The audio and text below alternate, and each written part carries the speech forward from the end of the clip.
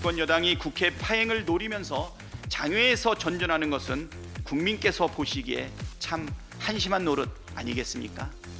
한 달 동안 국회 파행을 주도하면서 일을 안 했으니 6월 세비를 반납하시기 바랍니다.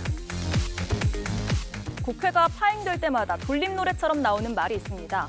무노동, 무임금, 일하지 않는 자, 돈 받지 마라. 즉 국민의힘이 6월에 장외에 있었으니 세비를 반납하라는 말이죠. 올해 국회의원 세비 얼마인지 찾아봤더니요. 수당과 활동비 등을 포함해서 한 달에 1,307만 원 정도라고 합니다. 실제로 2012년 당시 새누리당이 늑장국회에 책임을 지고 6월 세비 전액을 반납하기도 했었는데요.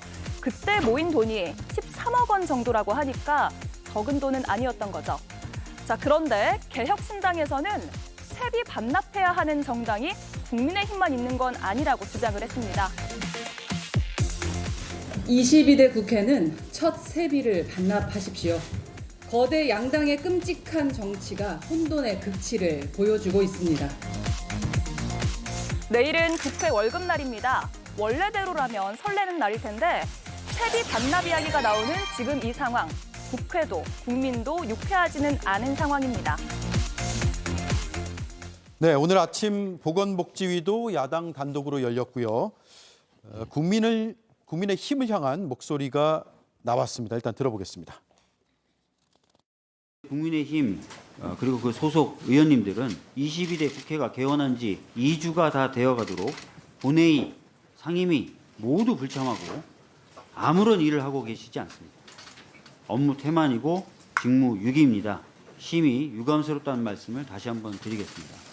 네, 김병민 위원님, 지금 네. 민주당에서는 국민의힘 의원들의 세비를 반납하라라는 얘기를 하는데 반박을 좀 들어야 될 것 같은데요.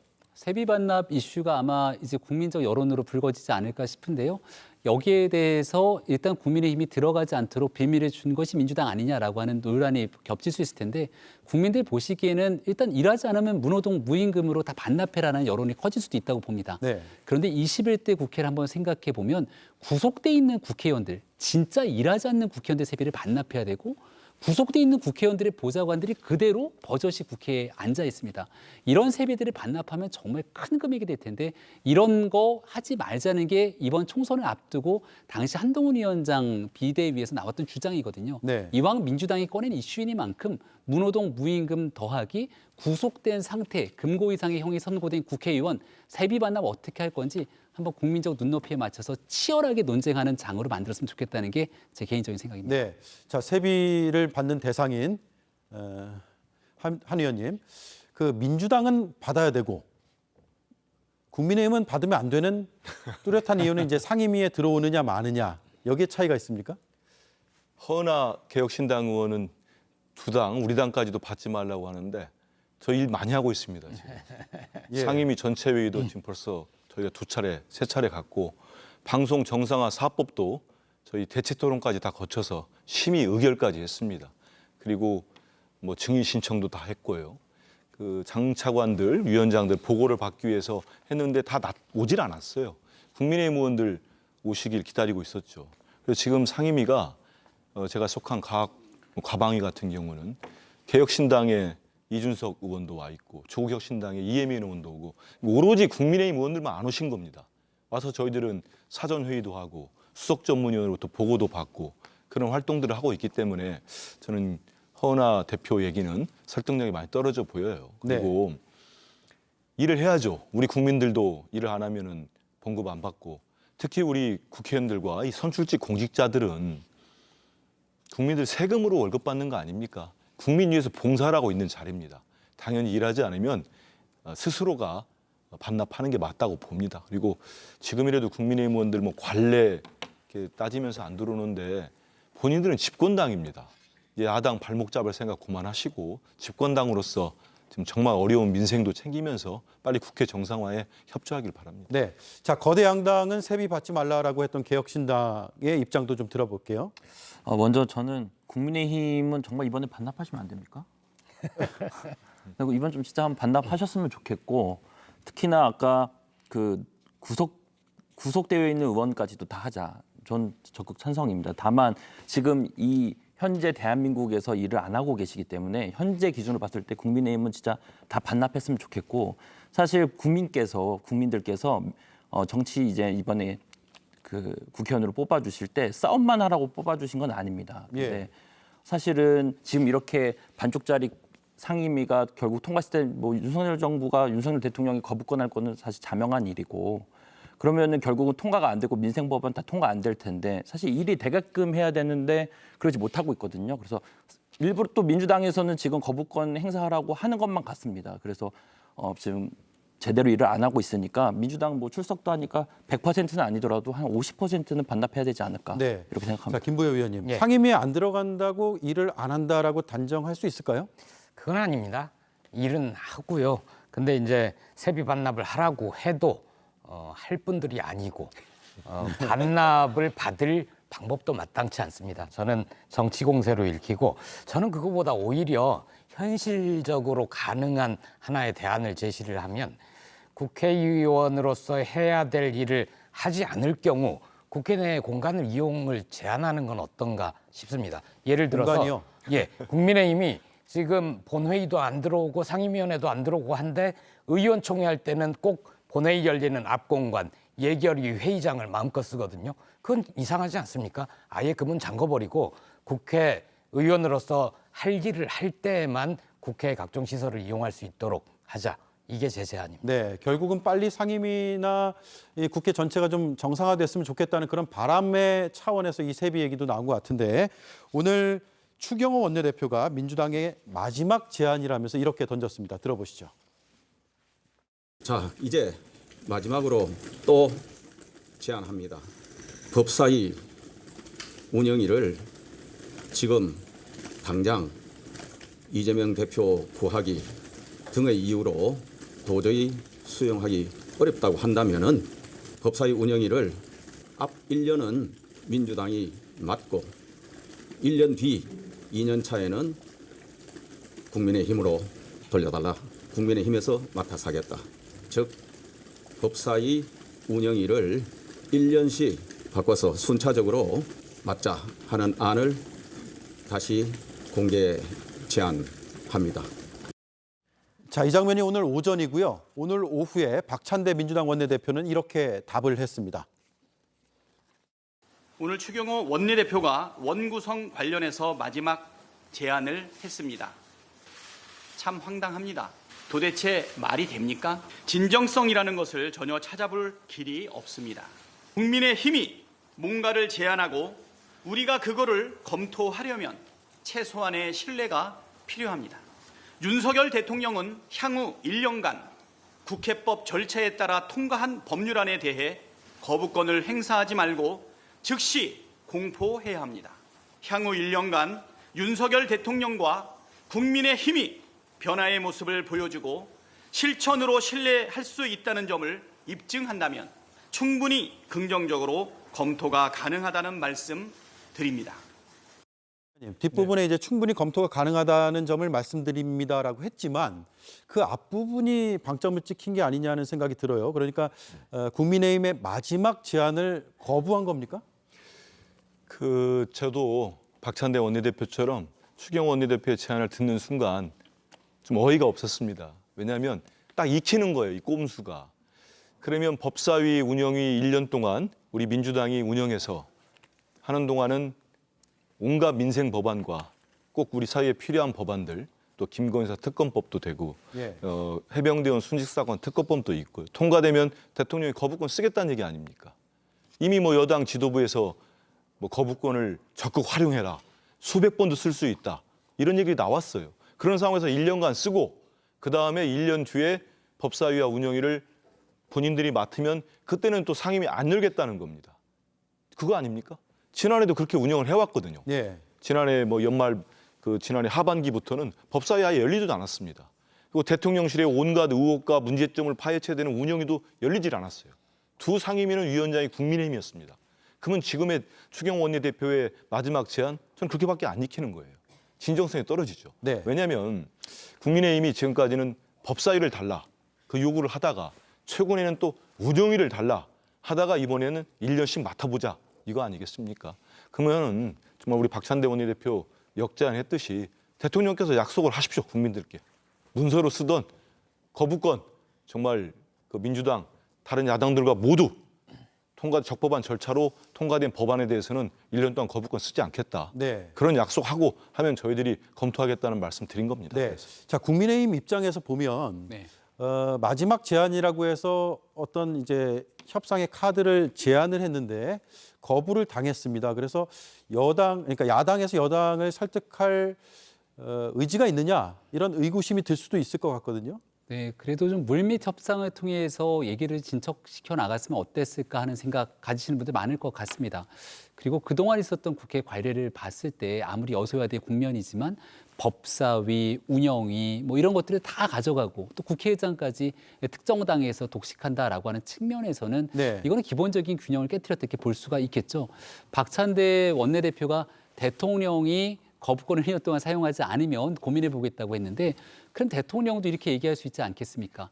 1년 동안 여야 간 합의해서 잘 처리 통과하면 거부권 행사하지 않겠습니다. 여야 간 합의 처리를 잘 하시기를 기대합니다. 네. 라고 얘기를 하는 게 사실은 원론적인 이야기겠죠. 대통령 거부권 행사도 당연히 최소해야 되는 게 맞는 것이겠습니다만 일방적으로 모든 것들을 강행 처리시키는 법안들을 그대로 공포하는 것이 대통령의 의무이냐라고 한다면 그렇지 않다고 생각되는 국민들도 많을 겁니다. 네. 결국은 양비론적 측면으로 국회에 대한 불신이 깊어지지 않을까라는 생각이 드는데 마지막 순간까지 협상의 끈을 놓지 않고 더 대화하고 숙고했으면 좋겠습니다. 네. 박찬대 원내대표의 역제안 중에 말씀하신 대로 대통령의 거부권 행사를 1년간 하지 않는다라는 약속이 있어야 된다라고 하는데 이게 대통령의 권한이잖아요. 그래서 국민의힘이 약속해 줄 수 없는 거 아닐까요? 그런데 대통령의 권한이 분명히 헌법에 있습니다. 하지만 우리가 삼권 분립 국가예요. 대한민국 민주주의 국가고. 그러면 대통령께서는 특히 여당이나 대통령실은 국회 입법권을 철저히 무시해왔죠. 그리고 제가 일전에 말씀드린 것 같은데 우리 역대 대통령 중에 87년 이후에 본인의 가족과 본인 관련된 특검법과 관련 법안을 그렇게까지 거부권을 쓴 대통령이 있었습니까? 단 한 명도 없었습니다. 지금까지 14번의 거부권을 쓰셨어요. 그런 대통령도 없었습니다. 집권 2년 동안에. 우리 국민들을 보실 때는 과도하고 헌법학자들도 이 정도 되면은 대통령이 헌법을 위반해서 거부권을 쓴다는 지적을 받을 수밖에 없다. 이런 네. 말씀들을 합니다. 그리고 이제 우리 김병민 전 최고위원도 지금 합의 얘기가 하셨죠. 여야 합의가 이루어지는 게 좋겠습니다. 하지만 합의가 안 되면 민주주의 원리에 의해서 다수결에 의해서 또 표결 처리하는 겁니다. 그 법안들을 대통령의 대통령실에서 여야 합의가 안 됐기 때문에 거부할 수밖에 없다. 그럼 저 이렇게 물어보고 싶어요. 그럼 대통령은 집권 2년 동안 우리 야당하고 합의하고 국정 운영했습니까? 이렇게까지 철저히 야당을 국정의 파트너로 인정하는 정권이 있었습니까? 야당 대표가 그렇게 만나자고도 안 만나다가 겨우 2년 뒤에 만났는데 어떤 합의도 찾지를 못했어요. 예.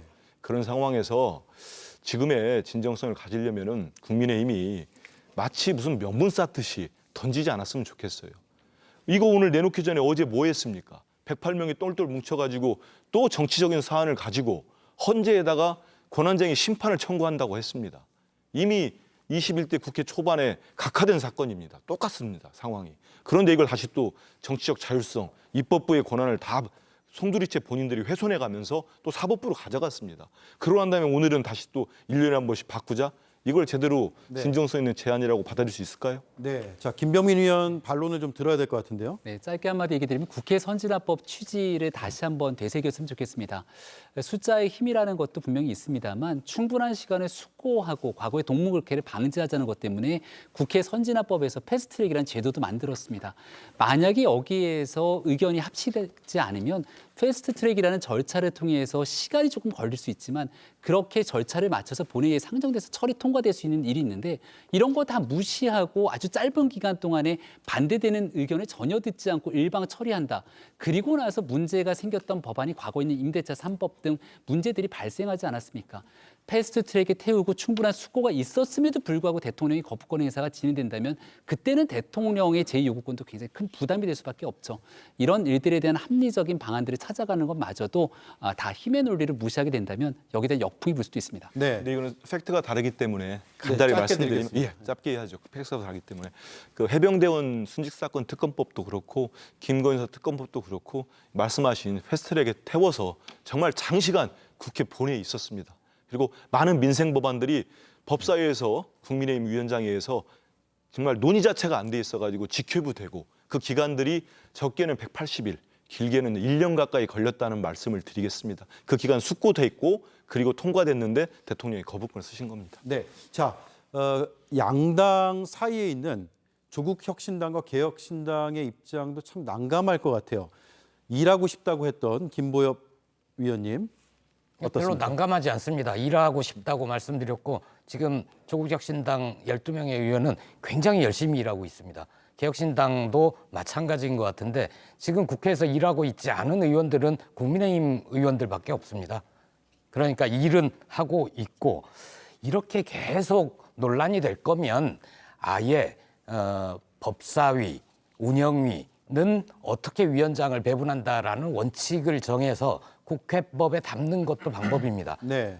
법제사법위원회가 너무 큰 권한을 가지고 있으면 법제위원회, 사법위원회 가르고 우리가 흔히 알고 있는 과방위라는 것도 과학기술정보방송통신위원회 굉장히 다루는 내용이 많거든요. 근데 방송법을 가지고 거대 양당이 갈등을 한다? 그러면 과학기술 정책은 아예 논의가 안 돼 버리거든요. 예. 이런 문제들이 있으니 그러면 좀 가를 건 가르고 그리고 제3지대 정당들한테도 비교섭 단체들에게도 상임위원장 자리도 주고 그러면 좋겠습니다. 예. 저도 짧게만 말씀드리면은 국민권익위 욕할 자격 없습니다. 국회 사실 또 검찰 욕할 자격 없고요. 가장 신뢰도가 떨어진 것은 대한민국 국회다 이렇게 생각하고 정말 국민들이 봤을 때 국회 유치한 것 같습니다.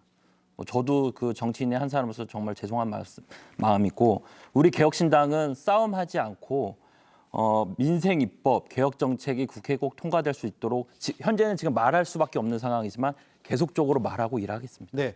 자, 제가 국민의힘과 민주당에 30초씩만 드릴게요. 네. 지금 국회의장이 주말까지 원구성을 해달라고 얘기했거든요. 가능할까요? 김병민 의원님. 정치는 가능성의 예술이라고 하지 않습니까? 국민의힘 내에서도 원내에 다양한 의견들이 존재하고 있다고 합니다. 계속 이런 방식으로 국회 상임위를 보이콧하는 것도 사실 쉽지가 않은 일들이기 때문에 들어가서 활동해야 되는 의견들도 있습니다만 정치는 결국 상대에 대한 마지막 배려도 필요합니다. 이런 식으로 마지막 협상 과정에 작은 틈마저 보여주지 않는 일들이 강행된다면 결국은 협치에 대한 가능성을 민주당도 무너뜨린 일이니만큼 마지막 주말까지 협상할 수 있는 그 끈 민주당의 박찬대 원내대표 등이 좀 여는 모습도 함께 가져갈지 기대합니다. 네. 우리 당 원내 지도부는 정말 5월 13일부터인가 제 기억에 계속적으로 끈질기게 협상을 해왔습니다.